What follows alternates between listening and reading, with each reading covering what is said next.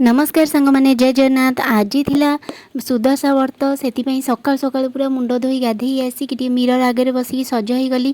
तापर बाहरी गली ठाकुर पूजा करने जल्दी जल्दी ठाकुर पूजा सारी दे भोग नहीं कि व्रत बाहरी गली पूरा आम साई थी ठाकुर घर को कहीं आमर व्रत ओषा जो पूजा हुए से ही पूजा हुए।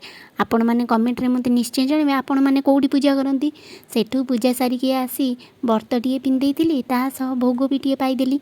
भोग पाई देखे तो आम बारी आज बहुत सारा घुषुरी आसते चरियापाई आमे जा सब से उपस्थित हो जाइलु देखा। मो पुओ तो घुषुरी देखिकी बहुत खुशी हो जाता काखर ओह्ल जा कहे मामा आधुरी गोटे नहीं जावा।